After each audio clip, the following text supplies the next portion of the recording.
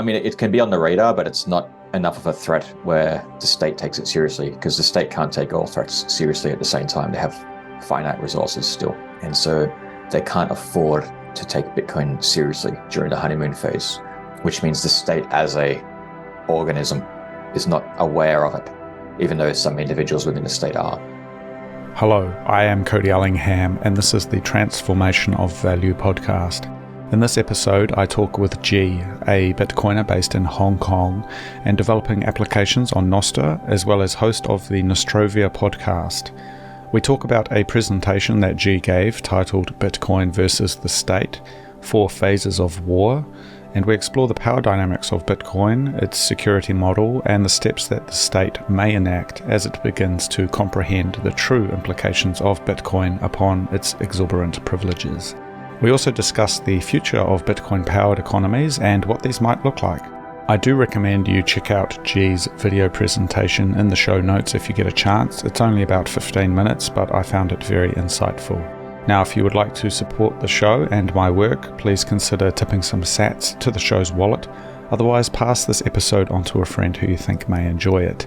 Every bit of support helps, and I do appreciate it. If you have any questions or feedback, please reach out. My emails are always open, hello@thetransformationofvalue.com. Otherwise, on to the show. Sounds like you've been a bit busy running around doing something. Yeah, just a lot of errands. I'm trying to move apartment, and we're trying to find an apartment first. Okay. So, is that quite a mission in Hong Kong?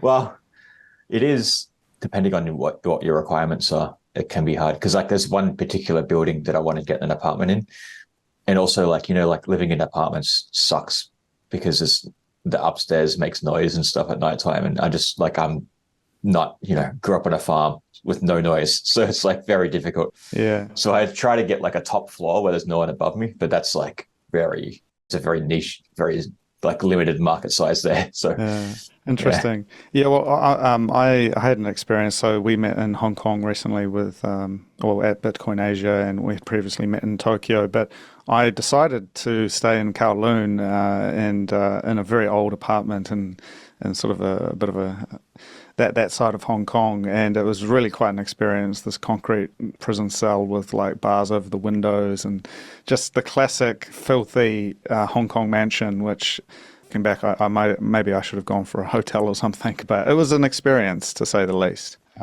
It's worth doing. Yeah, I stayed in those places. It was fun. Not recently, but yeah. There was a coffin manufacturing company downstairs, and all of these trucks and things parked out on the street, and just the plethora of life and vibrancy. It was exciting, but yeah, looking back, it was just a little bit brutal and an assault on the senses. Yeah, but But I mean, speaking of Hong Kong, I mean, we met at the conference. How did you find it? I think the conference was very much targeted at mainland investors and is sort of riding on the coattails of all the shitcoin conferences.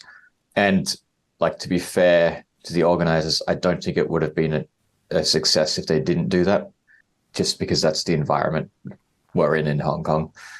It's very much the Chinese mindset is very much business focused and very, very capitalist, right? So it's how do we make money from this? And that's sort of the only thing really, that's the main consideration of any decision. And so the organizers they couldn't fight against the prevailing conditions, got to go with it.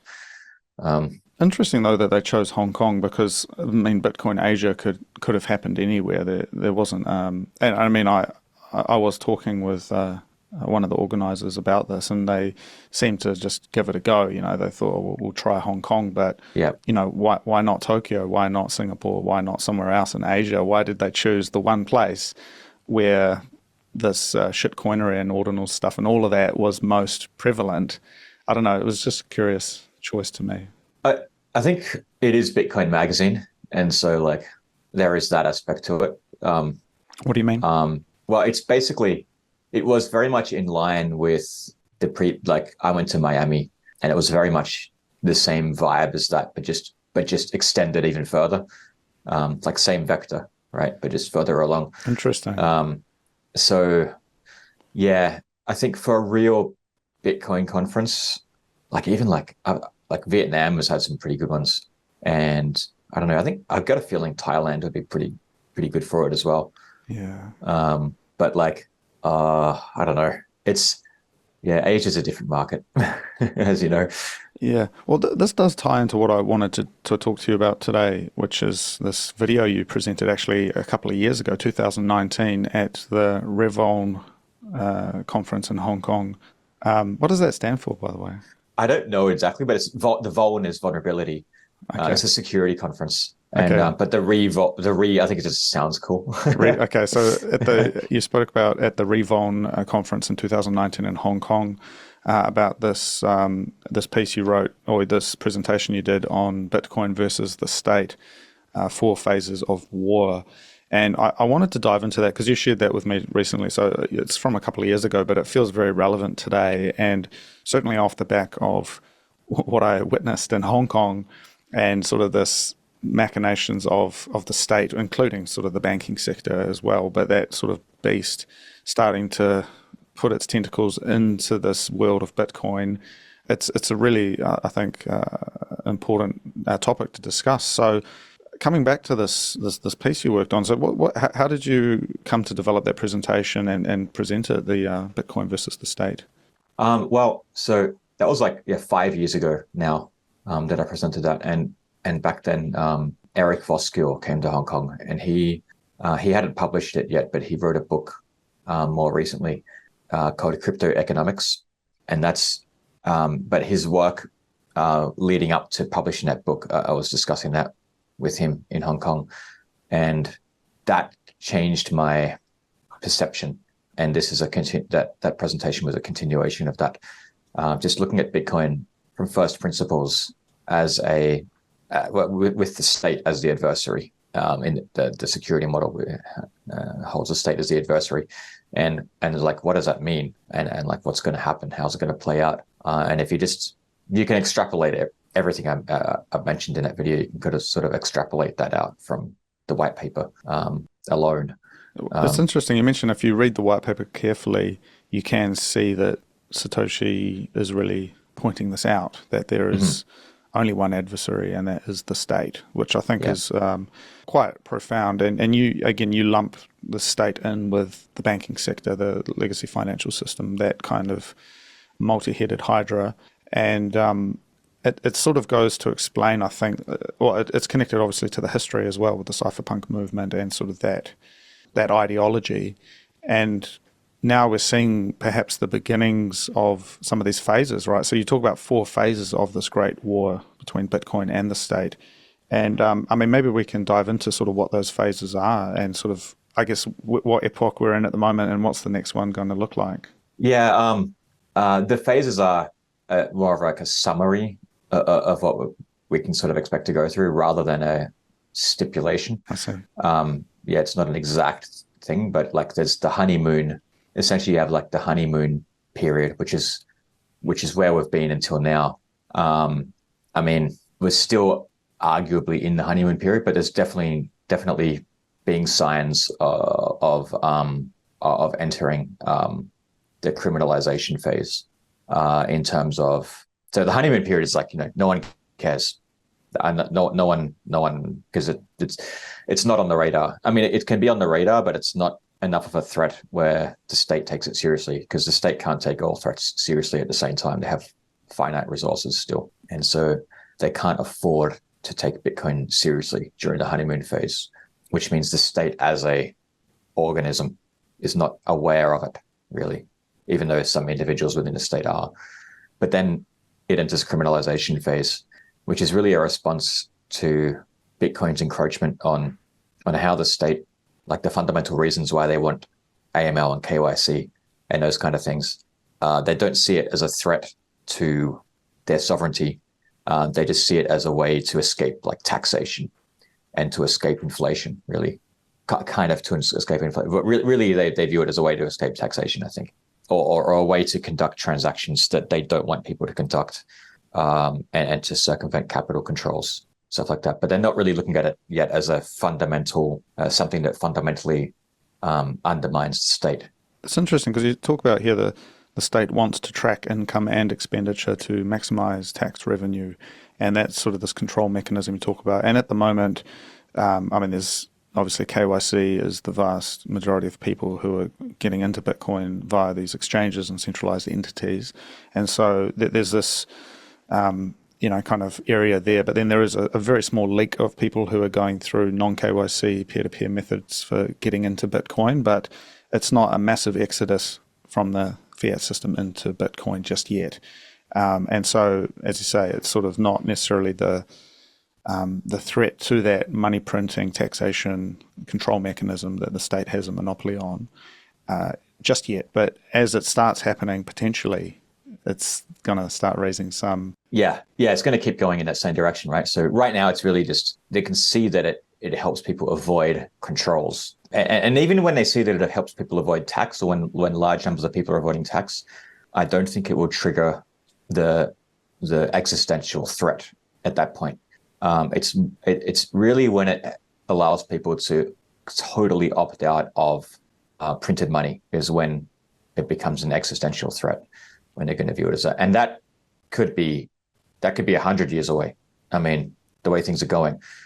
So at this phase, I think it's more like the war on drugs rather than an existential threat. Like the drugs aren't an existential threat to the state. It's kind of at that level right now.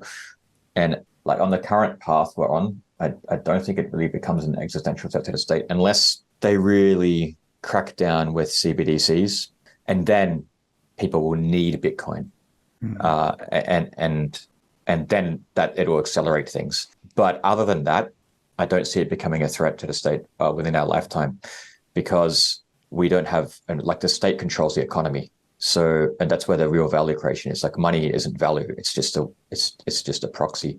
And so, you can't spend Bitcoin right now in the real economy without creating demand for fiat. So we're actually just propping up the fiat system. So there's no threat there to the state, to the money printer, because like you want to buy something, you want to buy a new computer, you're creating demand for fiat, because Bitcoiners don't produce computers.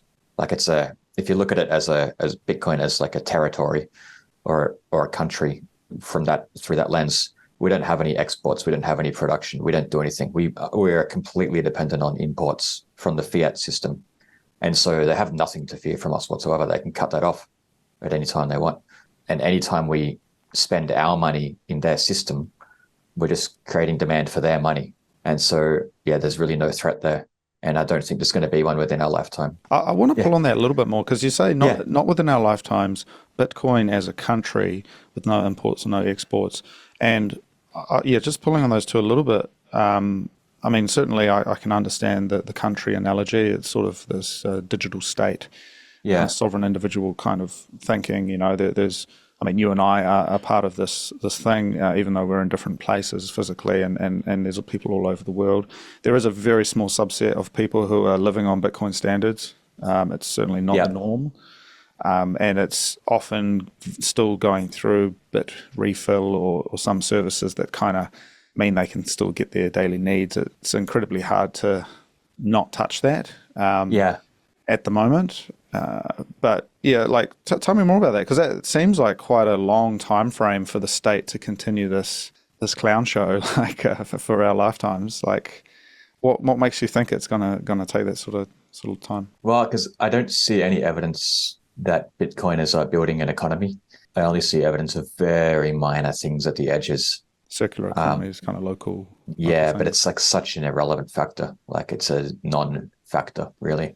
Do you think though that maybe this situation could be impacted via something like the state actually shooting itself in the foot via capital controls, or basically making it harder for people to actually use their fiat? And so the one that comes to mind is energy, and say the SWIFT network, and kicking out the Russians, maybe soon the Chinese, basically everyone who is an energy exporter, such as the BRICS countries, that they sort of exit this US dominated system into a second system, and that sort of starts the fracturing of fiat, where you kind of need some third party money to grease the rails. I think at that point it just becomes the adversary is just a different state to before, but it's still a state actor. It's still a money printer. I mean, obviously, right now the adversary is the United States, but there's no reason why it couldn't become China or Russia if they're intent on printing money. And because ultimately, whoever gatekeeps the economy, they decide what money you use to access it, right? And so that's the situation. And so, I do think that like the US is rapidly wiping itself out of eliminating itself from the global economy by taking these sort of actions. And like, you'd imagine if they tried to do to China what they did to Russia, like, well, that's it for like, enjoy your inflation, guys, because you're going to get no stuff. Like, it's not going to play out very well for the US. But they'll still do it because ultimately they're acting in the interests of the elites, not the people. Well, I mean, pulling on that a bit more. So we've established this idea that there is maybe a different conception of community and I guess sovereignty in the sense of people who use the Bitcoin network are in this other plane of existence, right? But coming back to this idea that, Bitcoin isn't exporting or importing, or Bitcoiners aren't exporting or importing anything at scale, really. There's no business parks or factories or large-scale commodities that are being priced in Bitcoin from the manufacturing onwards, as far as we know. So, like, how does that work? Because I think there is a traditional economic mindset around how things become money, and there's sort of conflicting heterogeneous theories around how money comes into being. It's sort of quite a big, complex question. But, I mean, is there a scenario where maybe a smaller country, one of these countries that are on a Bitcoin standard, such as El Salvador, is able to start that flywheel spinning? What are your thoughts just generally on that? Yeah, sure. It could happen. The thing is, like, El Salvador needs imports from China and the US and wherever. And so they need these other currencies, and spending their Bitcoin in those places just creates demand for those currencies. And so, like, but it has to start somewhere, right? It has to start somehow. I just think it's going to take a lot longer than everyone thinks. That's all. So the currency wars then, so I mean, I'm living through the death of the yen right now, and there is this plurality of fiat currencies, and as you say, no matter what El Salvador does, or some microstate that, or even just a Bitcoiner individually, no matter what they do, they still have to get into the fiat system and exchange their Bitcoin for fiat to buy stuff, generally speaking, and that's either directly through changing it on the spot price market, or kind of indirectly through your bit refills or your kind of intermediary services. We haven't quite got at scale a global economy where both sides are taking Bitcoin, they're saving in Bitcoin, they're paying their suppliers and their vendors in Bitcoin, etc. And this is one of these chicken and egg arguments, and this is quite a common argument that's made and leveled against Bitcoin, yet here we are, it's one of the top currencies, was it top 10 in the world or something at the moment? Yeah. So I don't know, how do we square those two realities? Like, it's still acting as a financial instrument, though, right? Like, it's acting as a financial instrument within the fiat paradigm. Yeah. That's how it's being used in reality. And I'm all in, right? Yeah. But we have to be realistic. We do. Like, we need to discuss, like, what are the problems we're facing, and how are we going to get attacked, and how this is going to play out so that we can do something about it. And I think actually that what you touched on before is the most likely way that Bitcoin actually gets adopted is because of the capital controls on fiat. But I just think, we just saw during COVID how stupid everyone is, right? And like, it doesn't take very much to convince people to use your shitcoin. It doesn't take much at all. So, like, I can see them just like adopting USDT as a currency, and that's the CBDC. And it's like pretty good, pretty convenient. If you comply with everything, if you're a normal person, it's probably fine for you. Well, it does raise questions as well about the nature of what is money is probably a question that's on the level of, like, what is the state? It's sort of got a whole historical, cultural, philosophical lineage to it, from John Locke and these other guys, this sort of monopoly on violence, the social contract, these kinds of ideas. And that was quite clearly illustrated with the COVID era, where basically everyone deferred to the power, and it's kind of a human thing to follow authority structures of some sort. And so I wonder how this plays out if there is, say, the environmental kind of angle, the kind of climate crisis type stuff coming through, similar to this hysteria of COVID, or the CBDC, which is really ramping up. And even in New Zealand, it's sort of, you can see the kind of the machinations of just, and even at a very small scale in a country like New Zealand, the conversation is starting to happen. It's starting to go. The tentacles are being put out there. They're talking to everybody except me about this thing that they're doing that's going to be so wonderful and liberating and innovative. That is called the New Zealand Digital Dollar, the CBDC. And, we're not really seeing pushback. There is pushback in the United States, with the election and these kind of candidates coming out against it. But the reality is, we're already on effectively a CBDC type system. They can turn your bank accounts off and they can see what you're doing. It's just not a wholesale thing where it's all in one place. It's sort of spread out through the commercial banks, etc. So is that, others have talked about this kind of panopticon, this 1,000-year prison that we may enter into as we get ushered into a CBDC. And Bitcoin sort of sits as an alternative to that. But, is it likely that everyone just goes along with it, perhaps? I think they will, yeah. And then I think they'll go along with it. And then they also have the trump card there, which is war with Russia and China, which they can play in order to bring everyone back in line if there's any kind of dissent. Yeah. Which seems to be they're manufacturing consent for that now. And Bitcoiners are falling for it. Yeah. Well, so that's interesting. I was just sort of meditating on this idea as well of the reality of, say, war in Asia. And, you sort of see the machinations of China. And, you and I are sort of, I guess, a little bit closer to the reality of it. But I certainly think it's within reason that, if there is an invasion of Taiwan, here in Japan, we start taking on refugees, they integrate, Taiwanese people kind of plug and play into Japan a little bit. They kind of got very similar, and they were once a colony, as you know. Yeah. That's like a reality I can fully see. 1 million Taiwanese people coming over to the southern islands of Japan if war breaks out and they kind of the diaspora escapes. But we have this island kind of reunited, which seems like it's a non-negotiable, just like Hong Kong. And at a moment when the United States is at a very weak political, cultural position, that could happen. It could also not happen, and it never happens. It's sort of there's this duality. I think it's like I think the US seems pretty intent on having a war with someone. Like they're pushing everyone. Yeah, just like they need a war. Like they have a lack of war at the moment. So well, they got two on their hands, but maybe well, they're going to end up they're taking on everyone. I with the Taiwan thing, like I think it's just if the United States keeps pushing, I don't think Russia or China and Iran and all these countries, I don't think they're going to fight in their own backyard. They will bring that war to the US homeland instantly because they're like we're not playing that game. It's like they're going to make Americans feel the pain of what war actually is like what America's been doing to everyone else for the last 50 years.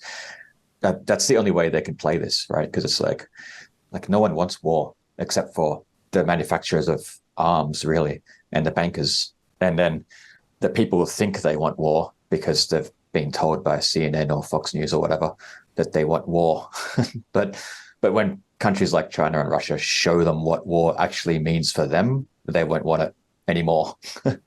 And but the thing that I find disturbing is just that I don't think it's going to play out that way. I think the whole purpose of this, the US wants a cold war. They don't want a hot war because they know that they can't win a hot war against these countries. Like it's already too late. And they want a cold war primarily, I think, to control their own population, not to do anything else. Like it's a money spinner and it's control. And, anyone who disagrees with you then is a traitor. They're working for Russia or China, right? So it's like COVID, but like 1,000 times more powerful. Well, that's the eternal war of George Orwell. Eurasia, East Asia. You see the prisoners paraded in the square, but you never really know if there is even a war going on. And this is tied in with post-truth AI. Like these crazy videos you see come through. And again, it's like third, fourth hand TikTok screen captures of Israeli soldiers dancing while they're blowing people up and stuff. And it's like, man, is this... Yeah, it's so unreal and uncanny that it's not even worth engaging. And I think a lot of Bitcoiners are just opting out of... I mean, we don't watch they are, mainstream. but they are, but I just see them like on Nostr and stuff. Like I just see people spreading. Like there was a video, I just saw a video recently where there's a girl in China who's like, she can't buy food because her app didn't let her buy food. So like, is it presented like it was presented like the state said she couldn't have food because she didn't comply, but it was nothing. But in reality, it was nothing like that. It's like she tried to use somebody else's bank account to pay for food, and it asked her to do KY to verify that it's her. And like they took that as like, oh, look at this state control, and stuff like that. Like it's just like inch by inch, like manufacturing consent for like how bad China is, so that when it's time to go to war, everyone's like, yeah, of course, right? And Bitcoiners are participating in that process, and and they also, it's the same as COVID. Like a lot of Bitcoiners were complicit in manufacturing consent for lockdowns. They didn't realize that that's what they were doing until it was too late. But that's what they were doing by. What do you mean? By sharing like videos of like people having convulsions in the street and stuff in China, and like just all the fear, peddling in fear, really. Like I organized a meetup during COVID in Hong Kong. So like we didn't have lockdowns here, but we did have, the bars were closed at night, and you weren't meant to have public gatherings of more than, I don't know, 4 people or something like that. But I organized a meetup anyway, and in a private venue, and a lot of the Bitcoiners didn't show up. Like a lot of them did, but like some of them were prominent guys didn't show up. And I was just like, okay, well, I mean, like what are we doing here? Like, I wonder, just zooming out, it's interesting you mentioned COVID. I mean, that was sort of a little bit, I wasn't sort of paying attention so closely to the Bitcoin Twitter, I guess, at that time, but there does seem to be this this relationship to the state that it's almost like everything's a psyop. There's this kind of Illuminati-esque kind of approach, this personalization of the state as this omnipresent, omnipotent entity. And I think there's different ways of looking at that and breaking that down. I think one is looking at it as an organization of people that has sort of a vibe that sort of moves it. It's sort of like a group of fish, just sort of a shoal of fish kind of being herded in a different direction. There's no real leader as such. It just kind of happens. Another way is looking at it as sort of there's this elite Rothschild family, Biden and his handlers, kind of mega political 5-dimensional chess. So there's different ways of looking at it. And I think I've seen certainly Bitcoiners, people around me who are probably the latter. They look at it and they think, everything's a psyop, but you got to be, and you almost become this like quivering mess, because as an individual, you can't possibly take that on. It's like, and that's an existential crisis, right? Whereas when you look at it more as the former, that it's just this kind of babbling mess of people that are just kind of following incentives, and they can be changed and they can be pushed, and black swans happen that affect it. Things like technology, etc. That's maybe a little bit more optimistic. That it just sort of falls over as it becomes redundant. So, I mean, how do you sort of see the state? I just see it as a system, just a self-perpetuating system, or an organism, and because ultimately it's composed of human action. So, like any organization, and everyone has their own agenda, but there's a structure there. The structure is just as important as the parts that make it up, right? And the structure is what continues to exist. And the structure itself is sort of self-serving. Well, that follows sort of the self-sovereign individual outlook on democracy and the state, sort of in particular the government. People vote for things that are going to be good for them. And if you've got 25% of your workforce somehow related to the state, the public sector, that's a huge block. And in New Zealand in particular, there's a huge amount of people who are either working for the state or they're somehow dependent on it. Yeah. And so if we look at it through that lens, and coming back to these 4 modes of operation, so, this kind of honeymoon, non-threat period, you've got this criminalization outlaw period, And then you talk about the hash war and the surrender as the final two, but maybe tell me a little bit more about those final two sort of concepts, and then we can talk about how the state relates to that. So, like, how do you kill Bitcoin if you're the state? And the answer is you have to kill it at the protocol level. So if criminalization fails, right, that means that blocking the on-ramps and off-ramps has failed. Putting people in jail for using Bitcoin has failed. If we get past all of that, then the state is they're facing a real problem then, like an existential threat. The only thing they can do is attack Bitcoin at a protocol level with something like a denial of service attack. For Bitcoin, a denial of service attack is different to the traditional way people think about it. With Bitcoin, what you need to do is basically mine. Well, you have a few choices, but essentially you mine empty blocks, and that makes it unusable, right? It's no longer something people can use. And you can also try to orphan blocks, right?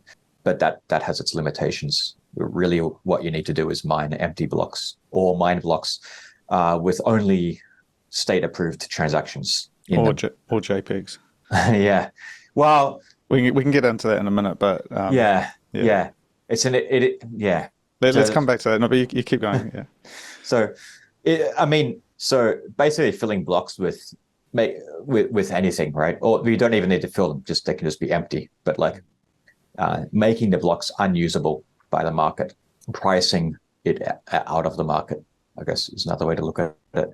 And the way that the market fights back against that is just by increasing the transaction fee, because censorship resistance is a function of transaction fees. That's the only thing that makes Bitcoin censorship resistant is fees, because you can outspend the adversary who's trying to censor you, and that mobilizes that creates demand for more hash power, for, like, let's say, illicit hash power to put your transaction into a block, and that's how you overcome censorship. And then either the market surrenders or the state surrenders. Like, can the state mobilize enough hash power for long enough that the market gives up on Bitcoin, or does the market overpower the state? And that's where the market can fight the state using hash power. I guess if the market loses against the state and the enslavement continues, then it comes back down to physical violence. Is the only resort we have, the only thing we have left. But hopefully the market can just outhash the state. Tell me about that physical violence. I mean, obviously we've got the classic $5 wrench attack. I mean, are you thinking more attacks on mining facilities, drone strikes, these kinds of sci-fi-esque kind of outcomes? Or I mean, actually, just like at that point, Bitcoin has failed. And I mean, sure, the state could physically attack mining operations to wipe out illicit hash power. But the way mining works is that once it comes under attack by the state, it just pushes mining further out to the edges. And so you can't just wipe it out with a single strike. It's like, ultimately, if it really goes that way, like, everyone can just mine on their phones while they're charging overnight or whatever, right? Or on their computers or their GPU at home or whatever. Like, I mean, it just becomes, the fees are such that people still want to mine, but the risk is such that you can't have it centralized. So mining becomes more decentralized when Bitcoin comes under attack. But that doesn't mean that the state can't out-hash you, right? It just makes it more decentralized. Interesting. So just a couple of thoughts on that. So, hash war. I wonder if there's a mechanism here for understanding this, because there is quite a lot of hash power in the United States right now, and you've got these facilities. They have, effectively, they're known where the GPS coordinates and stuff are. It's not clandestine. Even if the government did do that request from the EPA to try and find out where they are, I mean, it is knowable to the state where these locations are. Yep. These large farms. In the event that those get nationalized, they get taken offline or whatever, you do have, say, a sudden decrease in hash power, or I guess maybe that hash power stays online, but it's censoring transactions. Yep. To actually still get a block through with the transactions that are important and that you want to get through, you only need a small percentage of hash power and a bit of time, right? So it might slow down transactions massively. Yep. But is this where you're talking about the phone thing, the GPU thing? Because even a 1% of a percent, that's what, 1 in 10,000, something like that. So small numbers, but you could still get a block every now and then. And the higher the fees go, the higher the cumulative fees for illicit, I would say illicit, but like obviously it's just market transactions. The higher the fees go for that, the more hash power will come online to put those into a block because it's motivated by the fees, right? Yeah. So that's the hash wall. Is there a relationship here though? Because we saw this great migration of hash to the United States. But when you get into, say, the game theory of different countries mining, I mean, how does that figure into this? Because there's no way to do, say, you can do a physical drone strike on a mine in Russia, for example, but that's a very different beast to nationalizing a mine in Texas, if you're the US government. So how does that work out? Don't we just see China and Russia ramping up when the US ramps down, etc.? Or if they're using Bitcoin, yeah. And I do think they will end up using Bitcoin ultimately, but they're definitely going to experiment with their own, with something else first, like a different fiat paradigm, which is what they're doing now. And so I don't think they're going to be using Bitcoin anytime soon. On a 10-year timescale, maybe, yeah. But for the time being, there's no real need. They trust each other enough that they can experiment anyway with a different, because fiat doesn't have to be the way the US does it. It doesn't have to be that way. They can still create fiat in different ways under a different paradigm where it's more fair for everyone involved. It only has to be slightly better than the USD for it to be adopted among the global South, right? And everyone wants access to Chinese goods, so they have huge swaying power there. What's interesting, well, I mean, we just saw Xi Jinping and Putin have a big old hug at their latest meeting, and so there's a signifier there around this relationship of, they did, but so did like Macron and Xi like a while back as well and stuff. So it's not, I don't see anything particularly special about that. Okay. I think they understand each other, and they are opting out of the US system along with everyone else. But I don't want to I think it's not smart to sort of overplay the relationship between Russia and China. Like, yeah, it's good, but it's not like amazing. And historically, it's not been super strong. Yeah. So, yeah. Interesting. So, I mean, reading this a bit further. So again, just come back to these modes, this great war, these modes of operation, the 4 modes of operation of the state: non-threat, outlaw, the hash wars, and then the eventual surrender of either the state or the market. Yeah. Could we maybe then reframe this in relationship to the US? Because I think that seems like that's kind of more prescient here. We've got the global reserve currency. We also have the country that is behind these wars, these kind of eternal wars, or it's at least supporting their continuance, exporting violence, its monopoly on violence globally, and its patrolling of the world's oceans and all of that stuff. And assuming this Satoshi, was an American, highly likely, is this then Bitcoin and the US as the two sides? When we're talking about the state, really the daddy state is the United States. Yeah, absolutely. Yeah, and that's clearly the adversary. And this is why I think China and Russia and countries like that will adopt Bitcoin. It's sort of designed for them because they want sovereignty just as much as we do. As individuals, they want their state sovereignty, which is that's what this whole conflict is all about. Everyone's trying to get away from the US. That's the game that's playing out right now. Well, that's interesting because that, in a sense, is related to. I mean, there's some other threads here because you've got the Bitcoin Policy Institute. You've got these Saylorite types who are, promoting, US adoption of Bitcoin, government adoption of Bitcoin, etc. How does that play out? Because I mean, I think there's factions within the US as well. Obviously, got the Texans and who are sort of doing their own thing. But in that situation, the United States adopting Bitcoin, what does that mean for the United States empire and the war machine? Is that where the game theory plays out? Because the other countries will adopt as well, or before potentially. I think if the US adopts Bitcoin, that's the best thing the US could do right now. It can then be it can then remain a global power, right? Like, I mean, it's going to remain a global power anyway. It's not going to remain a hegemon. But like adopting Bitcoin is their way out of all this mess. Whether they do it or not, I don't know, because it's like the people who control the US, they want to print money. So like, you have to get rid of those guys first, or at least sneak it in the back door somehow. But yeah, that's the one thing. Like, whoever adopts Bitcoin right now, like, they win, right? Because like, imagine if China adopts Bitcoin before the US does. What happens then? Like, that's it. Well, do we see that? I mean, just along these lines, you say, look, under a Bitcoin standard, if the state wants money, they have to work for it. And so that leads to the death of the state as we know it. And so is this more of a metamorphosis where we see, say, the United States adopting Bitcoin, we have, say, an election outcome, a sort of change in tact, that, innovation is welcome. It's just sort of open season for businesses and Bitcoin people to build in the US, unlike maybe at the moment where there's sort of a bit of a chilling effect from the Democrat side. But if we look at this Bitcoin standard being adopted, does that not necessarily mean that they defang themselves from the ability to print money? Or do you think there's a risk that they co-opt Bitcoin and it becomes, state coin, and they sort of are able to? I mean, how does that? Well, that's if they do that, if they try to morph Bitcoin into something that they want it to be, that's not really adopting Bitcoin. Yes, not. It isn't Bitcoin. And someone else can still adopt Bitcoin properly, like China can still adopt Bitcoin properly and win. So if they adopting Bitcoin means they adopt Bitcoin as something that they can't control, and that's the whole point of it, right? Otherwise, no. If they can control it, well, then just stay on USD.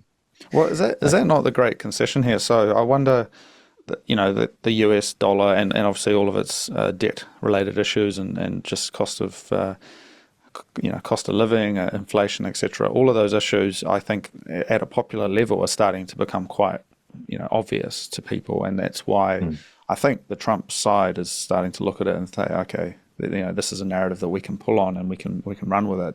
But actually, that's a very short-term approach, because ultimately, if they do run with it, they destroy their own, their own golden goose, which is the money printer.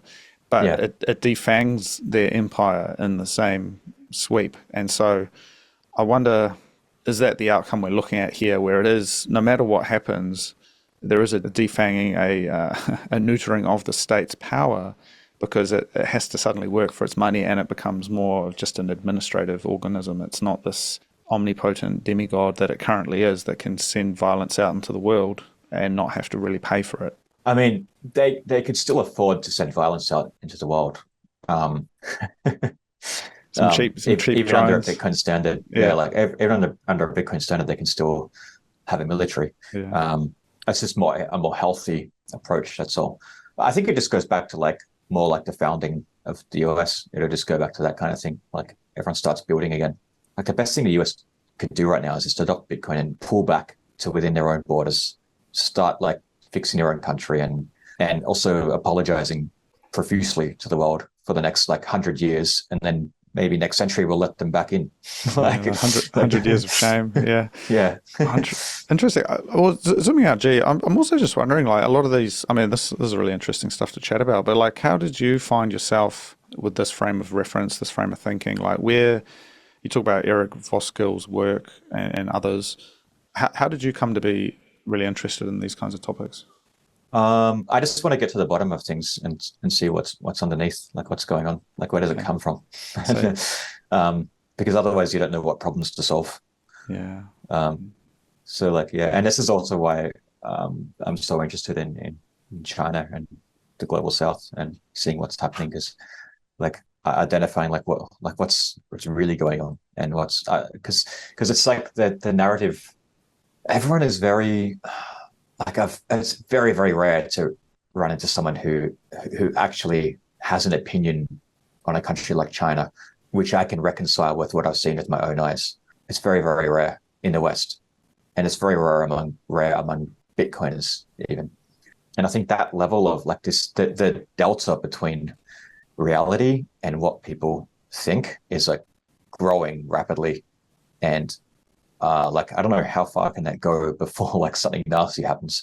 I don't know. But tell me more. So what are you sort of getting at? So China isn't the Asian menace that it's made out to be in the psyche of the average American. It's not the malevolent sort of menace that it's made out to be. It's not. It's doing it. They're doing their own thing, and they're not really interested in. I think the main thing is they don't care what we think anymore, because we're failing, and they were happy to listen to the US in the 90s and stuff. It's just because the proof is in the pudding. Show us what you can build, what you can do. Proof of and work. Now, and it's failing now, so they don't care in it. So the value of the, let's say, the Anglo opinion is like diminished, and I think that's having a huge effect on the West. Like, because it's like, wait, no one cares what we think anymore. The whole world is moving on away from us, and that's where it seems to all stem from. Like Hong Kong's a good example. Like I don't know, everyone's sort of like under the impression that Hong Kong had like these lockdowns during COVID, as an example, right? Which didn't happen, or that there was censorship during the protests, which didn't happen.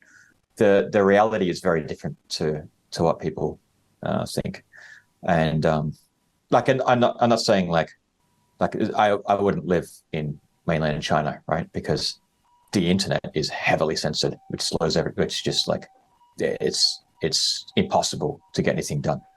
It's very frustrating. So like, but again, like this is like, it's kind of like they have their own way of doing things, and it's not really up to us to say whether that's right or wrong.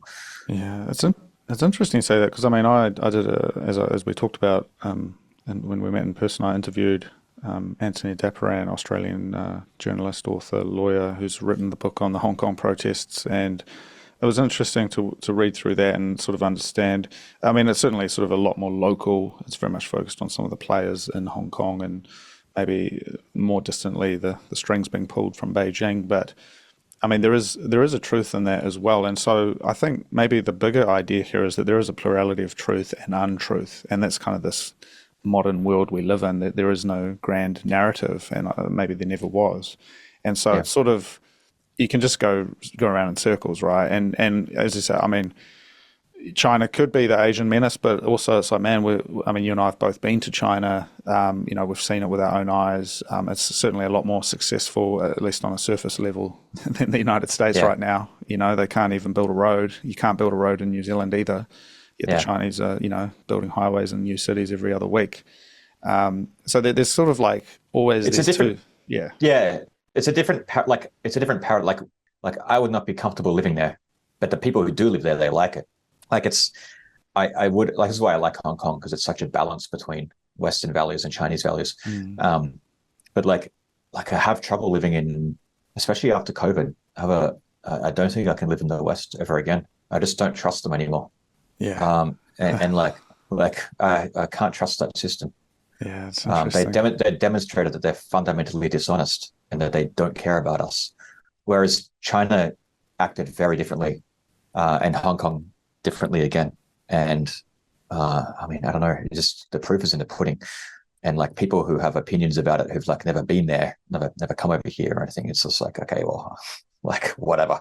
Like, yeah. Well, it's a different, as you say, it is a different paradigm. And the level of industriousness and basically capital orientation that they have is just unprecedented. Like, I think, I mean, from a New Zealand perspective, it's just such a naive country. We don't understand anything about making money. Like Chinese, they're just, man, they go through for the kill. And they like they don't fuck around. Ultra capitalist. they're like, in a way, they're sort of the successor of American capitalism. Yeah. Because this is crony capitalism all day long. It's like the golden age of the United States. Yeah. And you've got the Carnegies and the Standard Railways and stuff, which are today, it's these huge Chinese conglomerates, which just, however they've done it through corruption and all sorts, but they've got these massive manufacturing monopolies and capabilities over things that, every other country is dependent on. Yeah. They deliver the goods. Like, proof of work, man. So it's like, yeah. So I mean, that's hard. I'm certainly not pro-China. I'm not pro-US. I'm not in any of those. I'm not in that paradigm. I'm not in that game.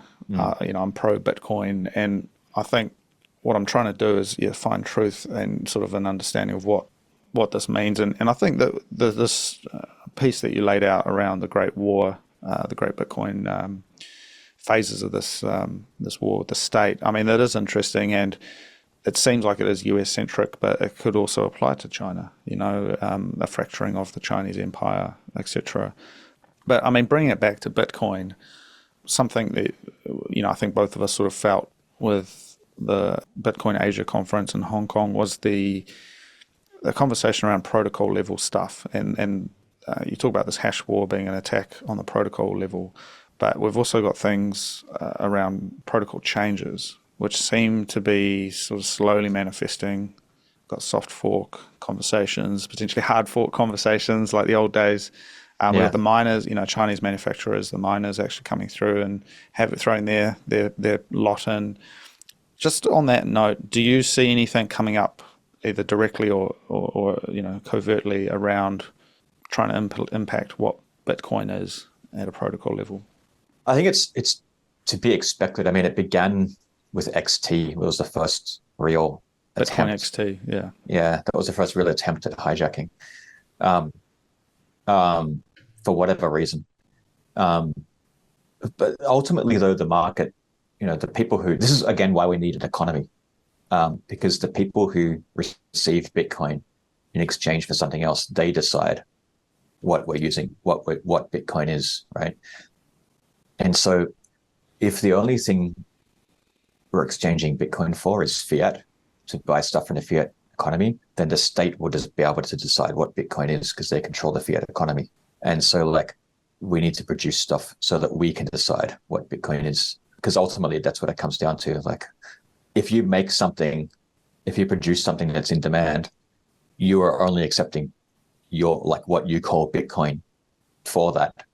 That gives you power in terms of deciding, making protocol level decisions. It's only a tiny bit of it's the sum total of everyone doing that. They're the ones who hold the keys to the protocol. And that's why we can keep having these protocol wars, because we don't produce anything. And it's sort of very vulnerable right now because of that. Interesting. Because you do say when you go into a shop to buy something, the salesperson decides if the money you're handing over is real or a forgery. You don't. And I mean, it's, obviously, if you try and hand over a fake bill, they're going to hold it up to the light and say, hey, this, I'm not going to take this. Yeah. And as you say with Bitcoin, it's the people who receive Bitcoin are the ones who decide what Bitcoin is, which I thought was really interesting. But how does that relate to the miners? Because there's obviously a relationship there around what gets into a block and how this is propagated. Well, the miners are just providing immutability as a service. And the person receiving Bitcoin is paying for that with the transaction fee via the person who's paying them as a proxy. And so the miners really don't have any power over the protocol. And that's what we saw last time with Bitmain and Jihan Wu and all these guys, was trying to push. Well, they had this thing called covert ASIC boost, which they were using. Covert ASIC boost. Yeah. And that's why they didn't want SegWit. But they failed totally because the market chose SegWit. And that was it was obvious before that, but that was really the proof that miners don't have any power. What's important right now is Bitcoin has become more valuable to society, so that then creates the economy that we need. Because if you're just relying on Bitcoin as a financial instrument, we lose. It doesn't mean anything. Yeah. If number go up is the only thing, then we've failed. It doesn't help us with anything other than number go up. Yeah. Accepting Bitcoin for your goods and services. Well, it's not about it's. I guess it's saving in Bitcoin. If everyone's saving in Bitcoin, because if you are producing stuff and you're saving in Bitcoin, that's creating demand for Bitcoin. But you have to be good. You have to be the best you can be at doing whatever you do. Because that's the fundamental bedrock of the economy, of the Bitcoin economy, is Bitcoin is doing stuff. I guess saving as well is sort of in the Keynesian kind of contemporary system. It's sort of not really promoted as an option, right? You sort of lose out to inflation, but saving is a form of storing capital. It's sort of unspent capital. It's like an unspent transaction output. It's money that could be used in the future to buy factories and capital goods and stuff, right? And so I see what you're saying, and this is maybe where you're still using fiat for your sort of transmission and transactions, but if you're saving your capital in Bitcoin, you're building up that war chest that actually kind of rides along with number go up, so that you're taking the script and you're turning it into gold, into digital gold. Yeah. And that over the longer term means there is this kind of tectonic shift that all of these Bitcoiners have all of this capital that's ready to deploy. And maybe in 5-10, when how many years we can then use that capital to buy factories and power stations and actual capital in the product. Well, it'd be like we end up needing those factories and those power stations, and that's where the power of the economy comes from. Then, when we actually need those, because it's like there's demand for what we're doing, and we need that power. We need those factories to satisfy that demand. Interesting. And then we then gatekeep that economy with Bitcoin, because we naturally do that because we only want Bitcoin, right? And so that then transitions, and instead of, because like right now, the economy is dependent on fiat slavery, we can transition that so that the economy is dependent on freedom. And that's the whole point of Bitcoin, right? It's a territory of freedom. We're just not using it properly. Yeah, need to build more on the Yeah. frontiers of freedom. Yeah. Well, look, G, I appreciate your time. We've gone into a few different areas. If people want to follow what you're doing or whatnot, what's the best way for them to check you out? Just on Nostr. Okay. Well, you have my NPub. You can just I'll put your NPub in the show Yeah. notes. So yeah, we still haven't figured out like naming really for Nostr. it's early days. Yeah. But yeah, man, thank you so much. All right. Yeah. See you. Yeah. Okay. See you, man. Thank you for listening. I do hope you enjoyed the show. I am Cody Allingham, and that was the transformation of value. If you would like to get in touch, please send me an email at hello@thetransformationofvalue.com, and I will get back to you.